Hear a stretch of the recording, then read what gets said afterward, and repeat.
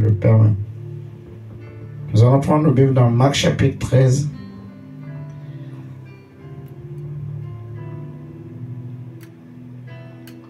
Marc chapitre 13, au verset 1 et 2.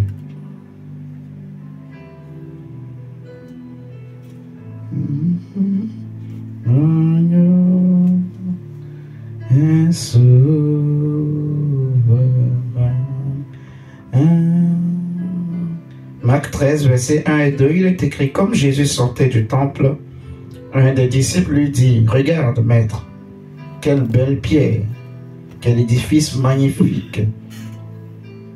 Jésus lui répondit: oui, regarde bien ces grandes constructions. Il ne restera pas une pierre sur une autre. Tout sera démoli. Il ne restera pas ici. Il ne restera pas une pierre sur une autre. Tout sera démoli.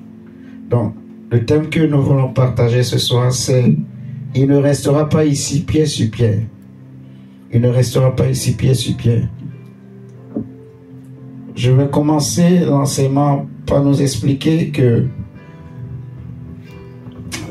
les maisons en briques, nous le voyons dans le monde qu'une maison qui est faite en briques, elle est moins solide que les maisons faites en pierre.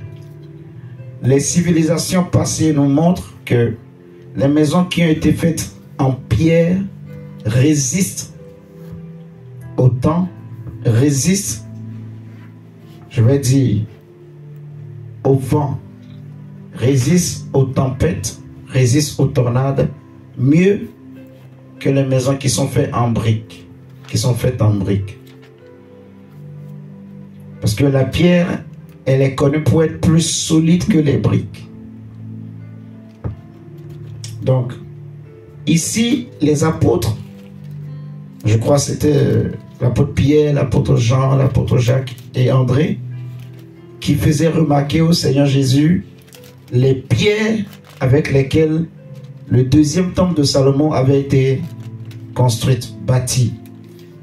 Donc, j'imagine que s'ils ont parlé, s'ils ont fait la remarque à Jésus, c'est que c'était des pierres rares.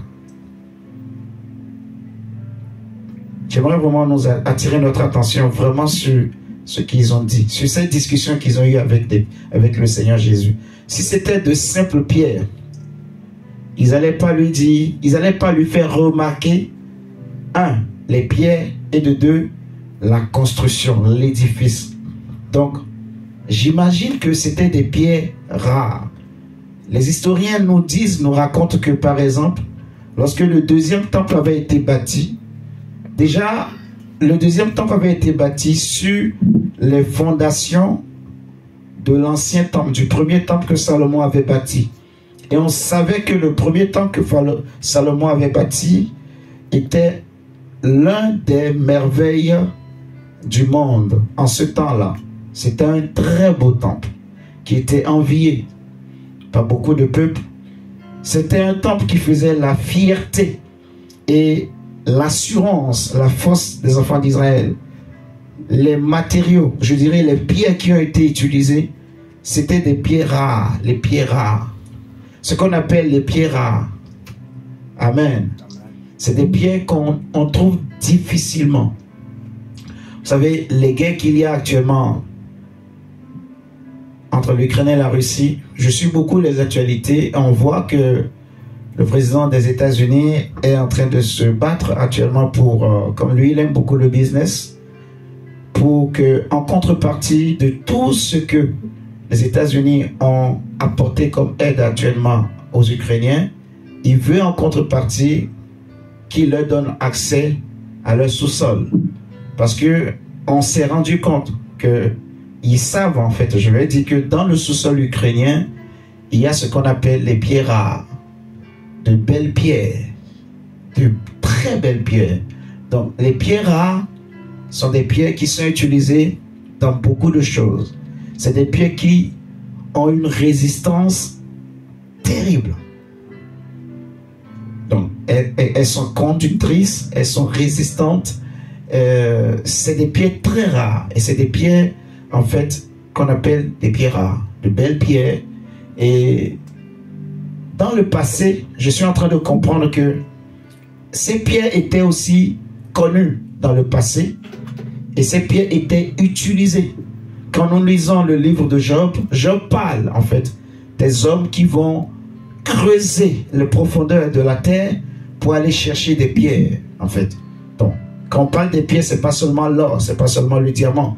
Il y a des pierres qui ont certaines propriétés que les hommes savaient avant nous. Amen. Amen. On voit dans l'histoire que jusqu'à présent, les pyramides de l'Égypte qui ont été construites il y a des milliers d'années, elles sont toujours là.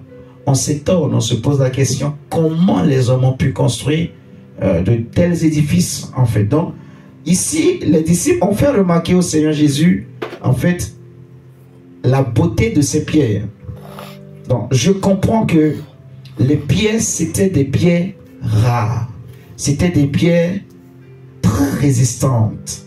Et ils ont dit, dans ma version, c'est écrit, regarde, maître, quelle belle pierre. Amen. Amen. Et les historiens disent que lorsque les enfants d'Israël étaient revenus de Babylone avec Esdras, Néhémie et autres, et ils ont rebâti le temple au temps de Jean-Baptiste, donc au moment où Rome était la première puissance mondiale et que Rome était venue conquérir donc tout ce territoire-là, donc tout ce qui est Samarie aujourd'hui, tout ce qui est Gaza, Israël, toute cette zone-là était contrôlée par l'Empire romain. Et le roi qui régnait là, on le savait, au temps de Jésus, c'était Hérode. Alléluia. Amen. Et les écrits de la Bible nous montrent que lorsque Hérode était arrivé, Israël était un peuple rebelle. Suivez-moi très bien. Un peuple difficile. Et qui avait confiance en Dieu, qui croyait fortement en Dieu, mais qui ne pratiquait pas toujours la volonté que ce Dieu voulait. Donc, ils étaient convaincus que le temple allait les protéger, ainsi de suite. Mais voilà, Rome malheureusement a réussi à prendre le contrôle de la région. Et pour les calmer, qu'est-ce que l'Empire romain va faire? Ils vont embellir le temple. Donc, non seulement que les pierres qui étaient utilisées, c'était des pierres rares, mais maintenant, je n'étais pas né à cette époque. Mais l'histoire nous enseigne qu'il y avait de l'or sur les façades du temple. Ce qui faisait que quand le soleil frappait les murs du temple, ça brillait. Alléluia. Donc, non seulement c'était des pierres rares, mais ces pierres étaient recouvertes d'or.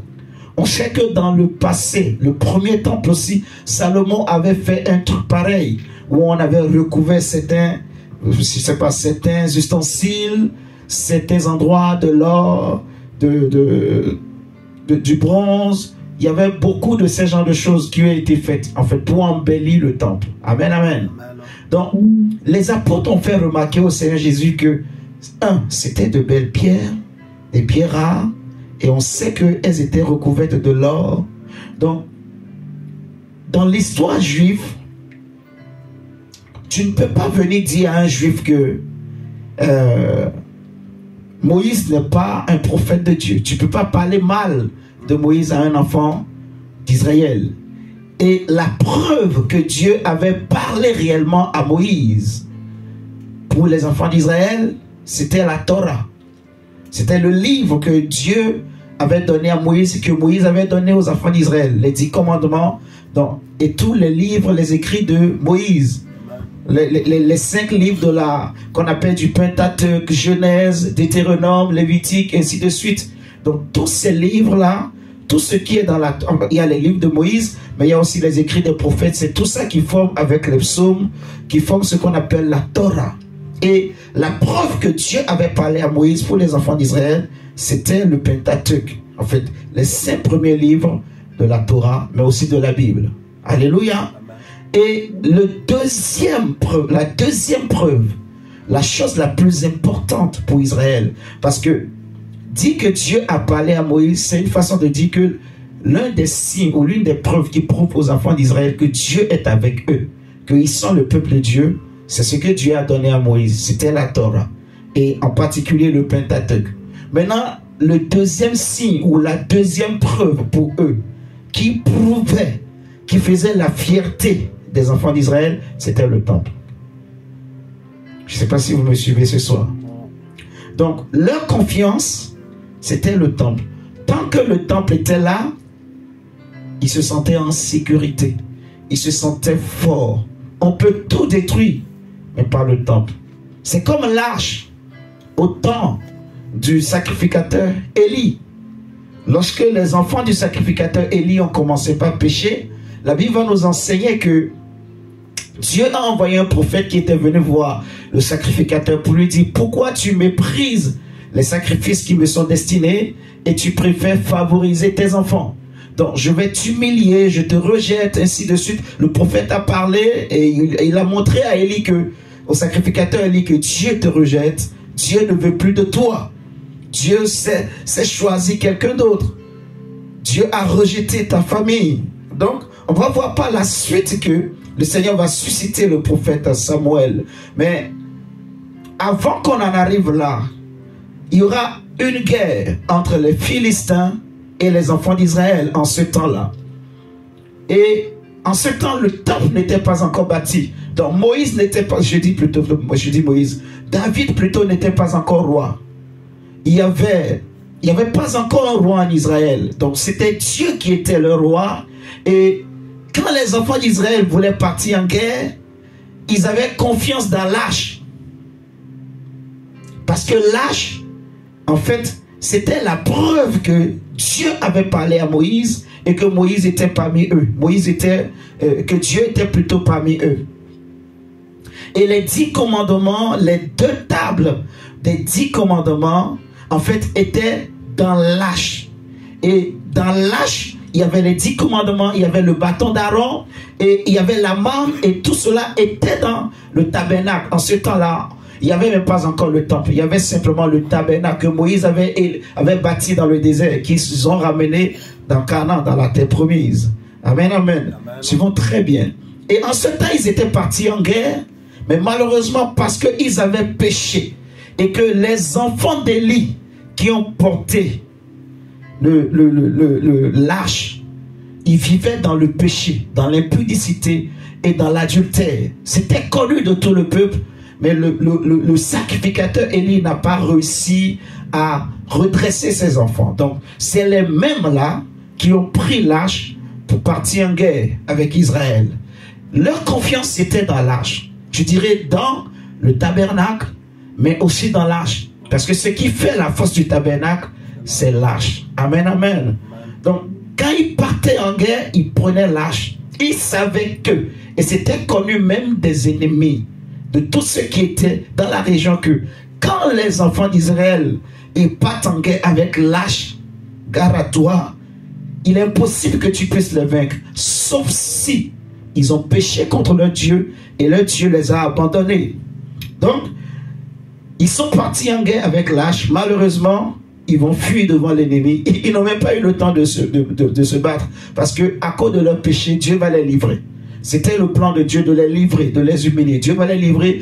Puis, pour la première fois de l'histoire d'Israël, la fierté d'Israël, qui était l'arche, qui était l'image de la présence de Dieu. Je ne sais pas comment je vais l'expliquer.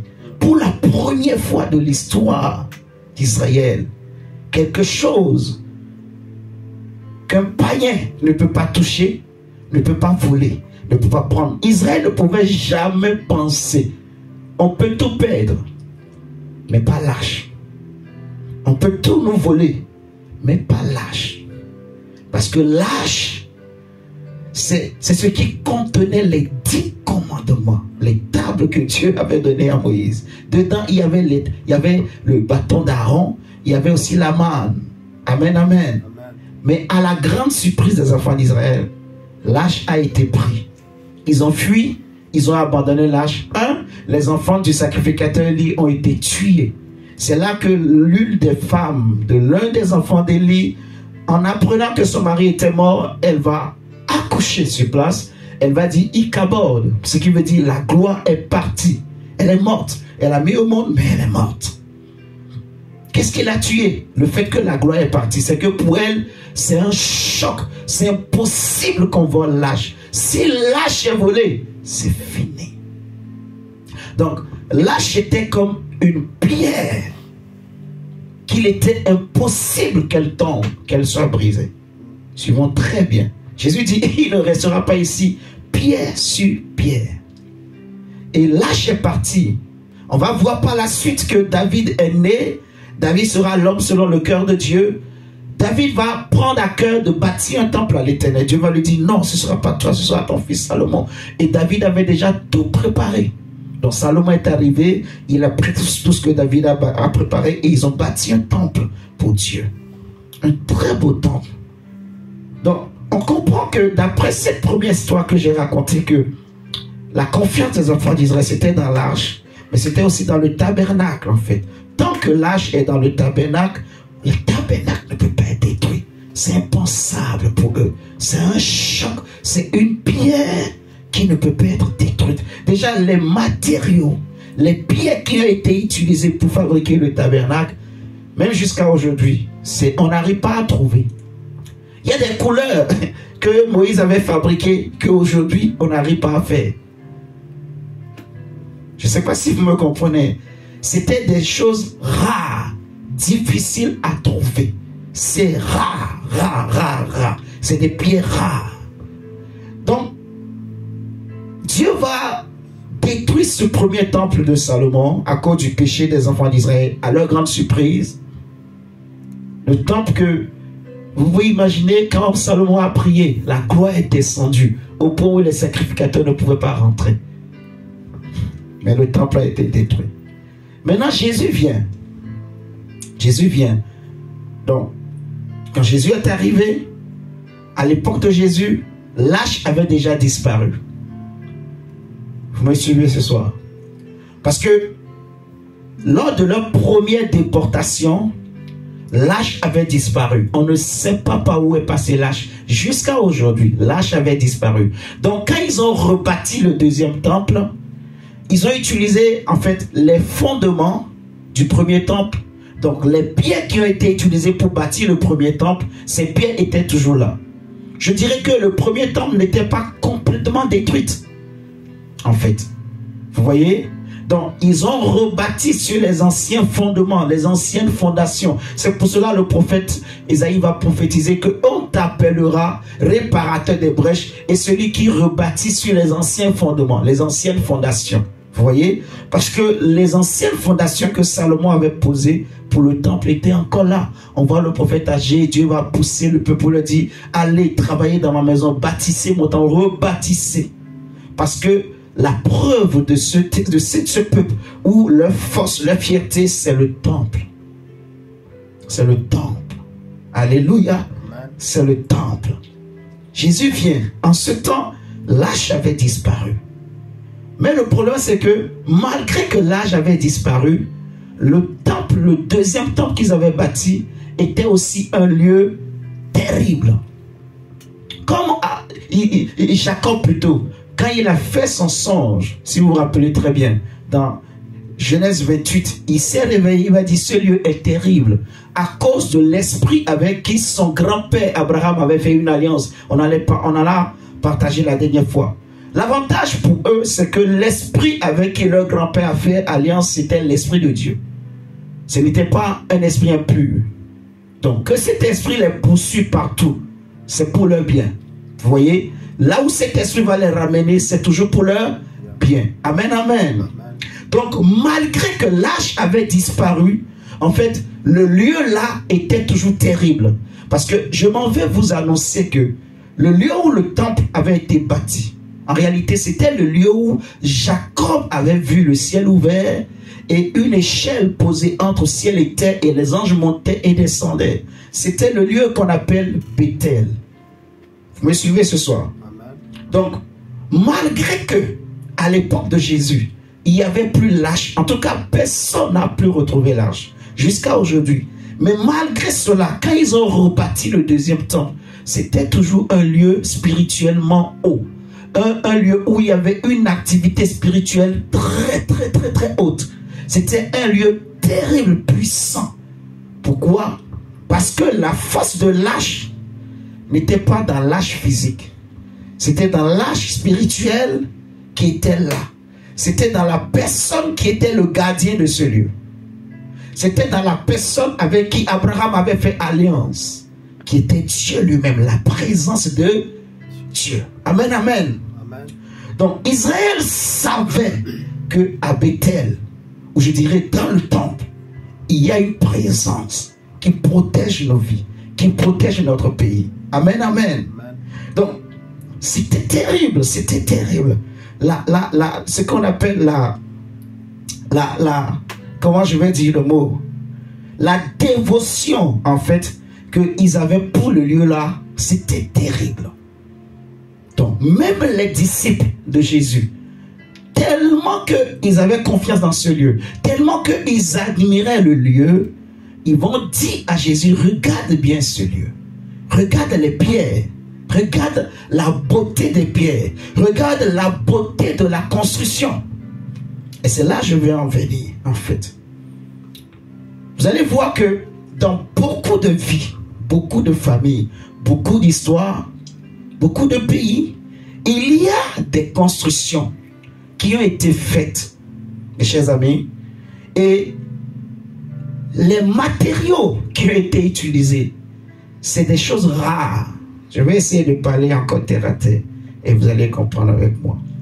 Vous allez voir des gens dans nos familles qui ont fait des alliances avec des esprits et ces alliances ont été faites avec un sang humain. Vous me suivez ce soir? On peut tuer tout, mais ce n'est pas facile de tuer un homme. C'est facile de tuer un animal et de manger, mais tuer un homme et le manger, pour un homme, c'est difficile. Même si tu n'es pas chrétien. Vous comprenez ça, non? Ça veut dire que il n'est pas facile de tuer un homme. C'est un sacrifice difficile.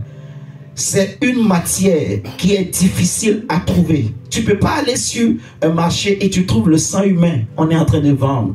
Ou tu trouves la chair humaine, on est en train de vendre. On te dit, viens. Quelqu'un vient étaler. Il met son étable là et dit, moi je vends la chair des noirs ou des blancs ou des jaunes. Ça n'existe pas. Alléluia. En tout cas, dans le marché physique, qu'on connaît, ça n'existe pas. Peut-être dans les marchés spirituels, c'est des choses qui existent. Mais physiquement, comme ça n'existe pas. Parce que c'est des choses qui sont rares. Amen.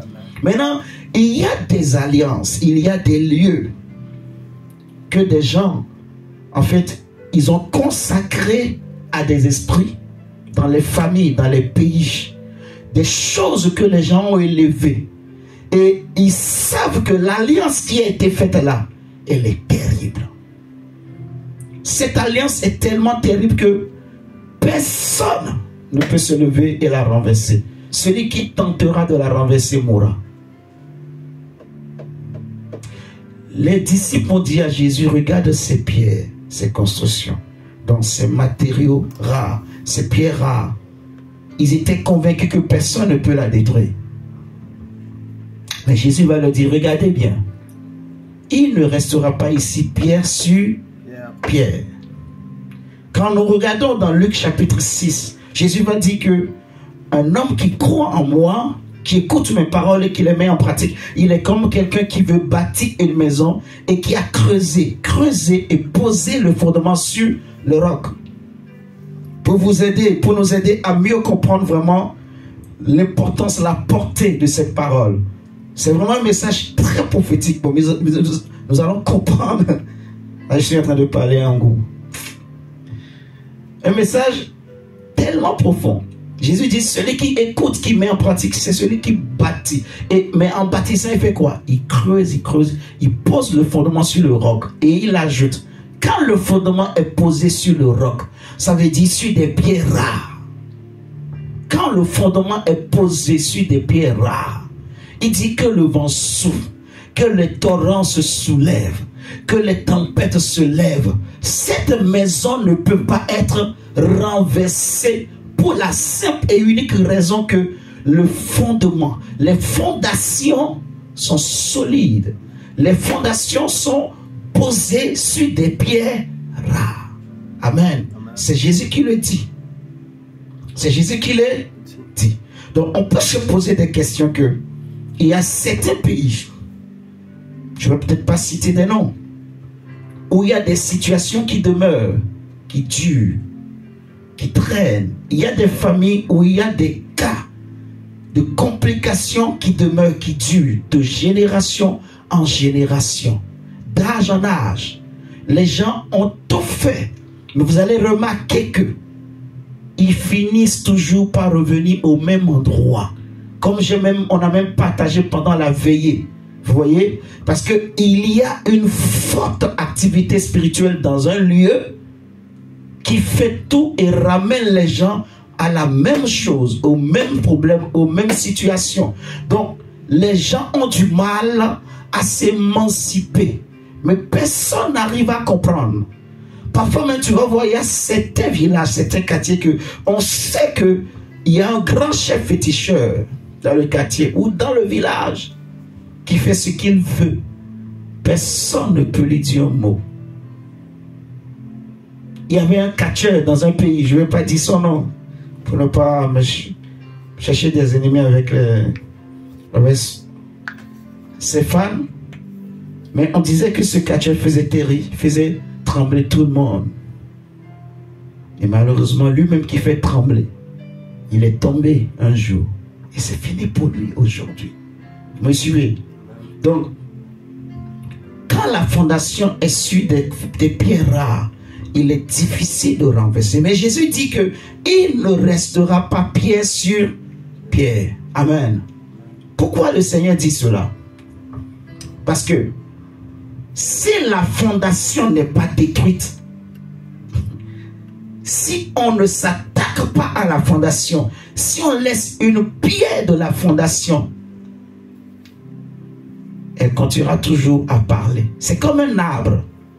Quand tu veux complètement détruire un arbre ancestral, si tu le coupes seulement le tronc et tu laisses les racines dans le sol, l'arbre finira par repousser.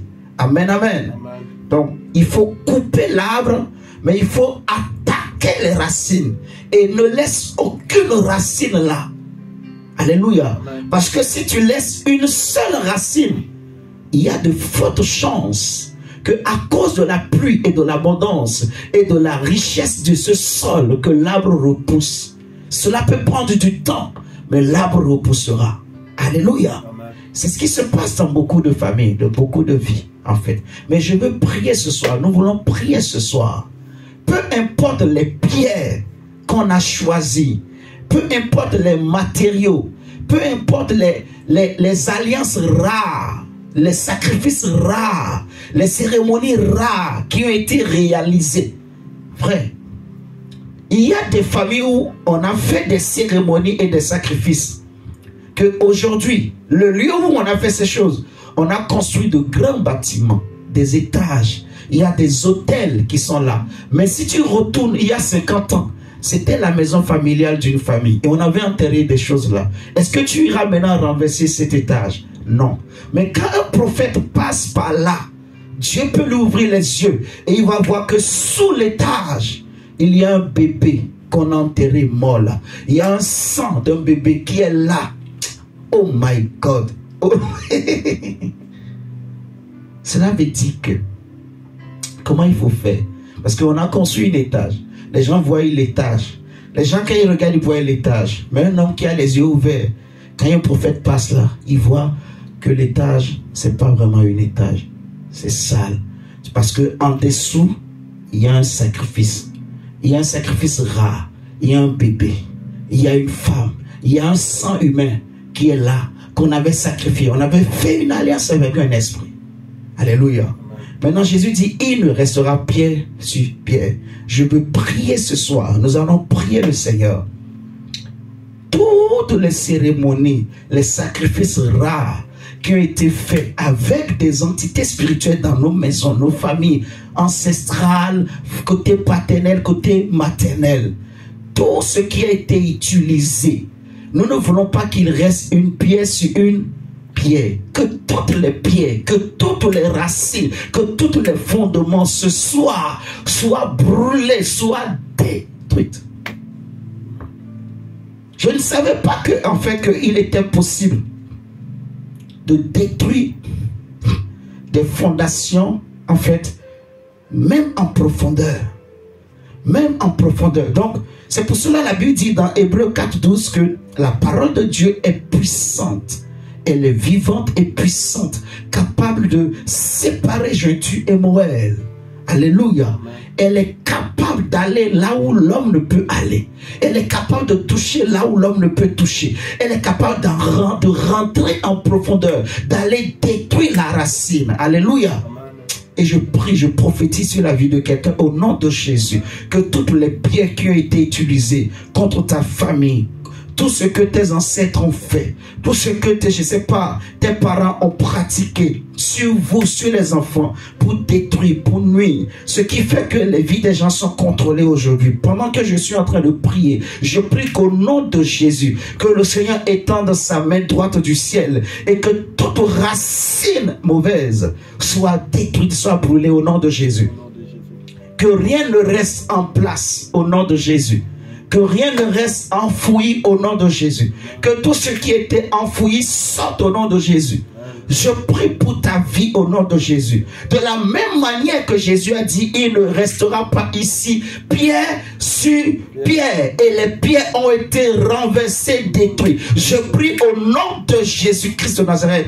Peu importe la valeur spirituelle des matériaux. Peu importe la valeur spirituelle des sacrifices. Au nom du Seigneur Jésus. Que le feu de Dieu entre sous la terre. Alléluia. Je prie que si là où on avait fait des sacrifices, on avait fait l'élever des autels contre les membres de ta famille. Si aujourd'hui on a construit sur ces choses, mais ces choses on a construit, mais il y a toujours des entités qui sont là et qui continuent de parler, non pas contre ceux qui habitent dans ces hôtels, mais non pas contre ceux qui habitent dans ces maisons, mais contre ta famille. Je prie au nom de Jésus-Christ de Nazareth que ce qui était enterré là soit brûlé au nom de Jésus-Christ de Nazareth. Amen. Je déclare qu'il ne restera rien du diable sur ta vie. Amen. Il ne restera rien sur ta famille. Amen. Tout ce qui était lié à ton nom, les origines, je remonte à ton arbre généalogique. Je traverse l'arbre généalogique. Je remonte aux origines de ta famille.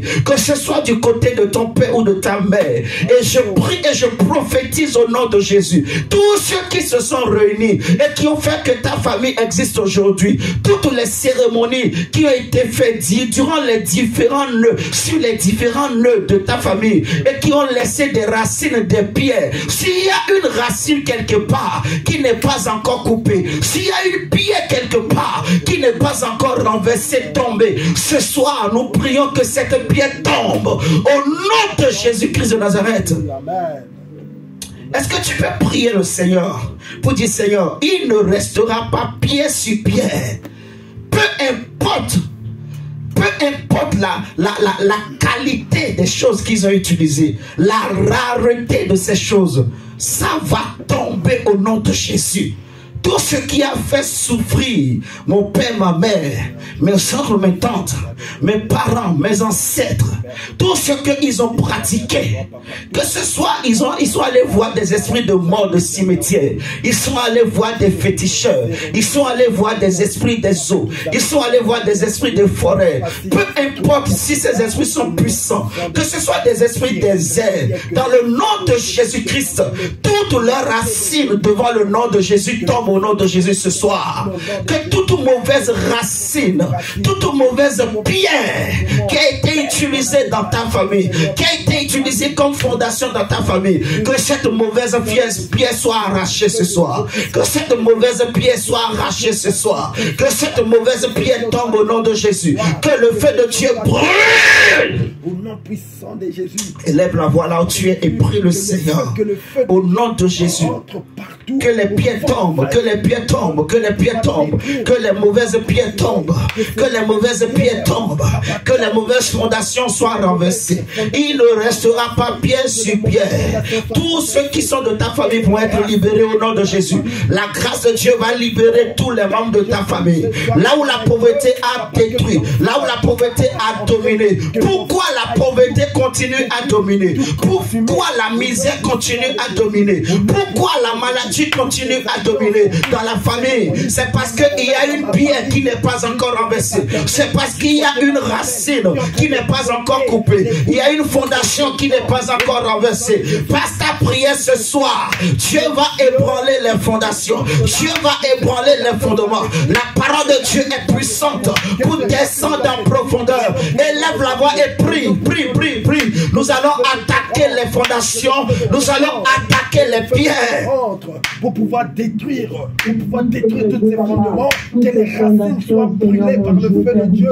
Que toutes ces racines soient brûlées, éternel de gloire. Faites que ces cérémonies, ces alliances, Adonai, Jésus, Père, que ça soit détruit, que ça soit détruit. Ces pierres qui font la fierté des sorciers de ta famille. Ces pierres qui font la fierté des esprits de famille. Ces pierres qui font la fierté des satanistes. Aujourd'hui, ces pierres vont tomber. Aujourd'hui, ces fondations vont être renversées. Aujourd'hui, ces fondations vont être renversées. Que ce soit en Afrique, que ce soit en Asie, que ce soit en Europe, que ce soit peu importe la région du monde. Je prie dans le nom de Jésus. J'envoie le feu au nord. J'envoie le feu au sud. J'envoie le feu à l'est et à l'ouest. Que le feu court et brûle. J'envoie le feu sous le sol. J'envoie le feu dans les arbres. Je prie que le feu aille brûler et détruire les fondations. Toutes les pierres qui résistent encore. Les pierres qui font la fierté des démons. Que ces pierres tombent au nom de Jésus. Les alliances qui font la fierté des démons. Les alliances sur lesquelles le diable compte encore pour contrôler des membres de ta famille. Que ces alliances soient brisées maintenant. Dans le nom de Jésus. Que ces alliances tombent. Que ces alliances tombent. Que ces fondations, papa, soient détruites, soient brûlées au nom de Jésus. Pourquoi ton grand frère souffre? Pourquoi ta grande soeur souffre? Pourquoi ton petit frère souffre? Pourquoi ta petite soeur souffre? Pourquoi le divorce? Pourquoi le chômage? Pourquoi les problèmes? Quelle est la pierre qui est encore debout? Quelle est la pierre qui est encore debout? Mon frère, ma soeur, regarde cette pierre et parle contre cette pierre. La vie et la mort sont au pouvoir de la langue. Jésus a dit, je vous ai donné le pouvoir de marcher sur les serpents et les scorpions et sur toute puissance du diable, et rien ne pourra vous résister et rien ne pourra vous nuire. Regarde cette pierre, parle contre cette pierre, parle contre cette pierre. Que la sainte colère de Dieu montre en toi au nom de Jésus. Les choses doivent changer cette année. Les choses doivent être débloquées cette année. La vie de ton frère doit changer cette année. La vie de ta soeur doit changer cette année. Là où la pauvreté a régné, nous venons sécher le règne de la pauvreté et nous nous attaquons aux racines. Nous nous attaquons aux racines. Je prie que la foudre s'abat cette nuit même sur les racines de la pauvreté, sur les racines de la sorcellerie. Je m'attaque. Que le feu brûle le serpent familial. Aïe, aïe, aïe, aïe, aïe, aïe. Ce sont 10 serpents qui sont répartis dans ta région, qui sont répartis dans ton village, qui sont répartis dans plusieurs maisons. Toutes les maisons familiales où ces serpents se trouvent, j'envoie le feu maintenant. J'envoie le feu maintenant. Toutes les maisons familiales où les serpents de famille sont réunis, j'envoie le feu maintenant. Toutes les maisons familiales. Jésus.